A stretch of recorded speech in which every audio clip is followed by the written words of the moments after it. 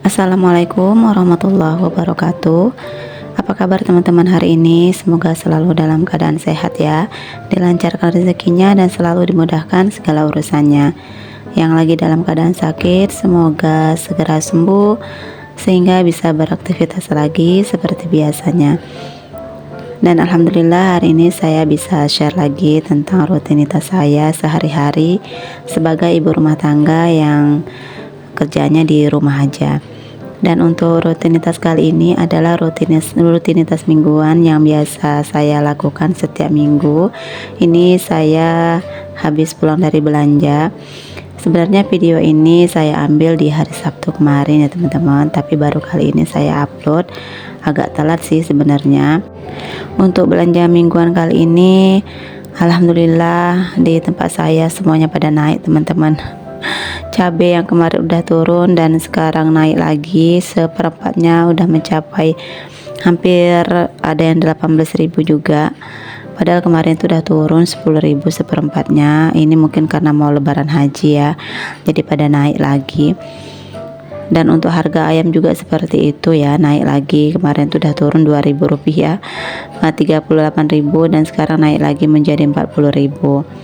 Saya kalau ayam itu memang harus ada stoknya setiap minggu ya teman-teman, karena anak-anak saya tuh kalau ayam tuh nggak ada bosannya gitu, jadi setiap minggu memang harus ada stok ayam. Dan di sini saya beli ayamnya lumayan agak banyak karena sekalian untuk masak buka puasa gitu. Jadi ini ayamnya ada yang masih utuh nggak saya potong-potongin, dan ada juga ayam yang sudah dipotongin gitu.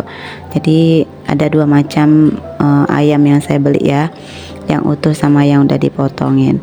Dan ini saya juga ada beli ikan lele 15.000 untuk sekali masak gitu aja. Saya nggak pernah banyak-banyak belinya. Ini saya potong dua aja. Tadi sebenarnya udah saya suruh potong dua sama tukang penjualnya, tapi katanya lupa gitu, mungkin karena saking banyaknya yang minta potongkan gitu ya. Jadi ini punya saya nggak dipotong, tapi nggak apa-apa lah, saya potong sendiri aja. Kalau untuk ikan-ikan dan ayam memang sengaja saya potongin terlebih dahulu. Saya cuci gitu ya, bukan saya potong, saya cuci karena nanti takut kelamaan di luar gitu ya, jadi nggak bagus lagi. Ini setelah ini langsung saya masukkan ke dalam kulkas aja, karena kalau nunggu nanti saya berberes sampai selesai itu kayaknya nanti di luar lama-lama ikannya atau ayamnya tuh bau ya. Makanya ini saya dahulukan dulu nyuci ikan sama ayamnya, lalu saya masukkan ke dalam kulkas. Nggak terlalu banyak sih saya beli-beli untuk lauk-lauk ini, karena nanti kan lebaran haji mau dapat daging gitu ya. Jadi untuk ikan dan ayam tuh nggak terlalu banyak stoknya. Takutnya pun juga nanti kulkasnya nggak muat gitu untuk nyimpan daging kurban. Karena Pak suami itu kan banyak, ada dapat mungkin dapat 3 gitu ya. Kalau disimpan di dalam kulkas, kalau penuh nanti kan ada ikan-ikan atau ayam itu kan nggak muat untuk nyimpan daging. Makanya stok untuk ayam ataupun ikan saya belinya sedikit aja. Dan udah selesai untuk beresin ikan sama ayam tadi, ini lanjut saya beresin untuk sayur-sayuran. Saya beli sayurnya lumayan banyak juga, karena anak saya juga suka makan sayur gitu ya, Mbak Pina memang disuruh makan sayur sih, karena anak saya itu kan BAB-nya agak kurang lancar gitu ya, jadi harus banyak-banyakin makan sayur. Jadi kali ini saya ada beli beberapa macam sayur ya, ada daun katu juga, kemudian ada sawi manis, sawi apa namanya sih ya, nggak tahu sawi apa namanya nih. Belinya sedikit aja sih, paling untuk sekali masak gitu. Ini saya mau beres-beresin dulu untuk sayur-sayuran yang saya beli tadi. Saya udah lama banget nggak food prep seperti ini ya teman-teman, karena kan kalau food prep ini kan bikin waktu lama, sampai berjam-jam gitu, dan bikin capek. Tapi hasilnya sih kita bikin cepet kalau masak ya, kalau udah di bersih-bersihkan sayurannya, cabenya juga udah dibersihkan, jadi kita kalau masak itu nggak repot lagi membersihkan gitu kan. Memang sih dulu waktu saya belum tahu food prep seperti ini, itu kalau pulang belanja itu saya masukin aja semuanya ke dalam kulkas, nggak di sayurnya itu nggak dipotongin dulu, ataupun cabenya itu nggak dibersihkan dulu gitu. Tapi akhirnya kita pas masak itu bikin repot ya, membersihkan dulu, membuang tangkai-tangkainya gitu, dan cabenya juga cepat busuk kalau masih ada tangkainya. Tapi setelah saya tahu food prep seperti ini, lebih mudah gitu masaknya. Tapi itulah awalnya memang sih kita capek gitu ya, lelah lah kita membereskannya, tapi hasilnya kita kalau masak bikin cepet gitu dan mudah lah. Makanya kalau udah hari Sabtu itu, padahal saya kalau pergi ke pasar cepet teman-teman, pagi itu udah pergi ya, jam 7 tuh udah pergi ke pasar. Tapi ya itu tadi ya, selesainya tuh sampai tengah hari, apalagi saya tuh belum masak kan. Pokoknya kalau udah hari Sabtu itu jadwal saya tuh penuh, padat lah. Tapi setelah itu untuk besok-besoknya kalau masak ya tinggal ambil-ambil aja gitu, nggak payah lagi kita beres-bereskan belanjaan. Oke deh, ini saya dahulukan dulu untuk sayur-sayuran ya. Saya siang-siang dulu, saya buang-buangin tangkainya. Kalau untuk sayuran saya simpannya di dalam plastik aja ya teman-teman. Alhamdulillah, kalaupun disimpan di dalam plastik, sayurannya itu nggak cepat busuk gitu, tetap awet lah selama seminggu. Karena kalau taruh di tempat wadah, saya juga nggak punya lebih wadahnya ya, pas-pasan untuk tempat bumbu yang lain gitu. Jadi kalau untuk sayuran itu nggak ada tempatnya lagi, makanya saya taruh di plastik aja. Tapi ya alhamdulillahnya awet gitu sayurannya, nggak cepat busuk. Ini saya tadi ada beli apa tadi ya, daun katu. Kalau daun katu itu agak mahal ya teman-teman, satu ikatnya tuh 6.000, ada sih yang 5.000 juga, tapi yang saya beli kali ini harganya 6.000. Tapi memang banyak, ikatannya itu besar, jadi bisa untuk 2 kali masak. Dan ini ada juga daun pucuk minyak yang dicari Pak suami di belakang rumah. Kalau untuk daun pucuk minyak ini saya nggak beli ya, cari di belakang rumah aja. Kalau daun pucuk minyak ini biasanya dia subur di waktu musim panas teman-teman. Kalau musim hujan dia daunnya tuh nggak bagus, apa namanya, keras gitu ya, ataupun kuning-kuning gitu. Tapi kalau musim panas daunnya itu cantik, hijau gitu, subur lah pokoknya. Kebalik ya dengan sayuran yang lain. Biasanya kalau sayuran yang lain itu kan butuh air gitu ya, harus disiram ataupun cuaca yang dingin gitu, yang sejuk.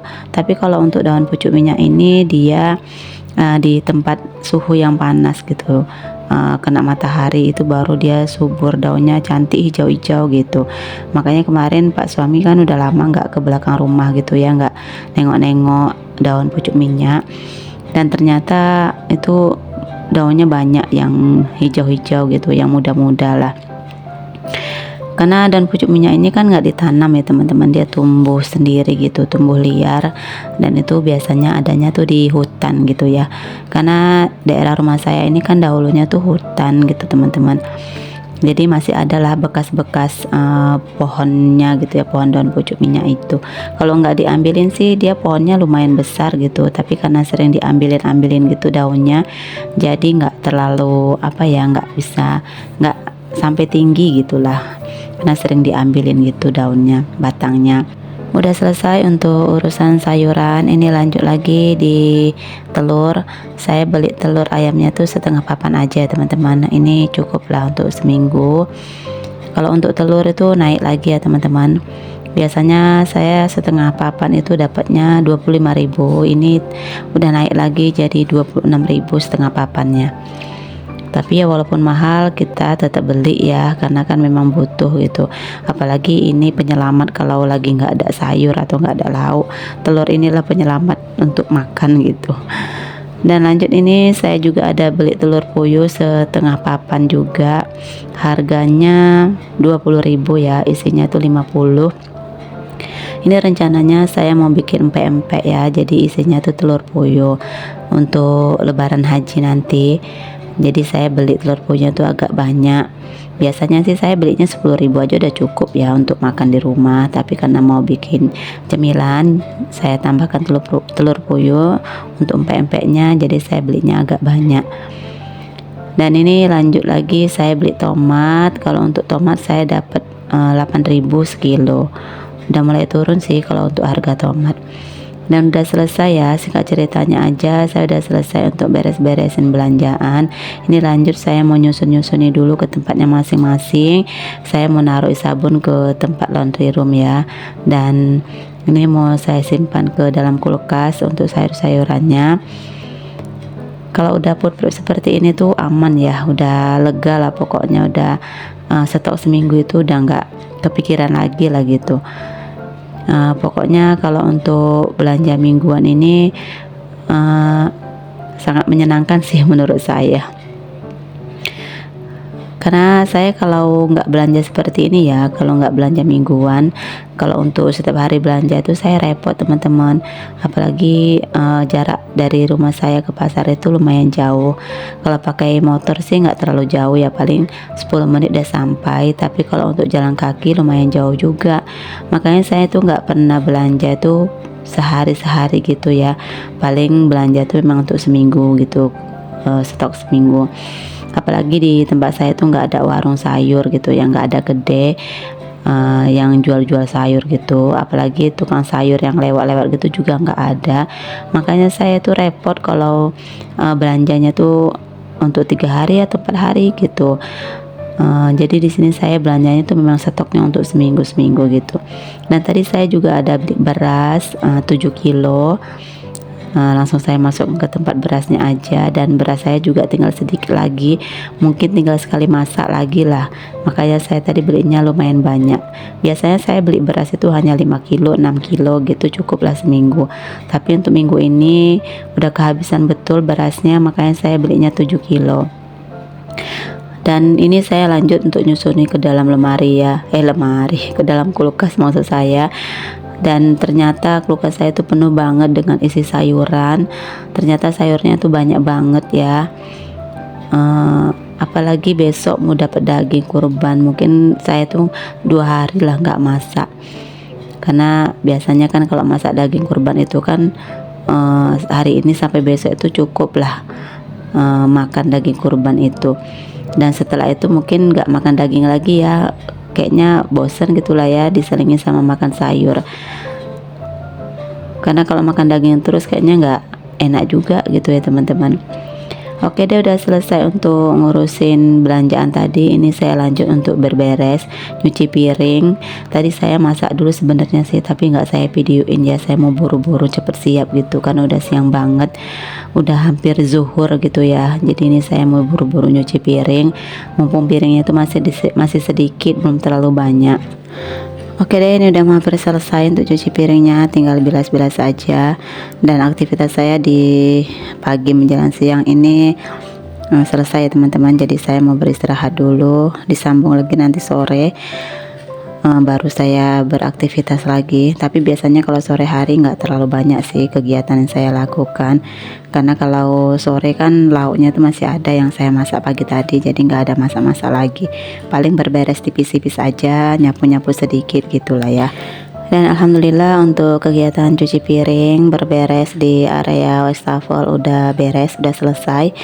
Kalau piring udah nggak ada yang kotor itu kayaknya tenang banget gitu ya. Tapi kalau masih ada piring kotor itu rasanya penampakan di dapur itu masih berantakan, masih berserakan gitu. Makanya kalau mau beraktivitas di dapur itu piring dulu yang saya kejar ya, yang saya kerjain dulu. Oke deh, udah selesai cuci piring. Ini saya lanjut nyapu di dapur bekas tadi saya beresin belanjaan, ada sampah ataupun sayuran yang jatuh gitu ya, yang berserakan di lantai. Ini mau saya sapu-sapuin dulu, tapi nyapunya juga nggak terlalu yang ngoyo kali ya, ini nyapu tipis-tipis aja gitu. Oke deh teman-teman, mungkin sekian dulu video saya kali ini. Semoga video saya ini bisa memberikan manfaat yang baik buat teman-teman semuanya. Ambil baiknya dan buang buruknya ya. Dan sampai jumpa di video selanjutnya. Wassalamualaikum warahmatullahi wabarakatuh.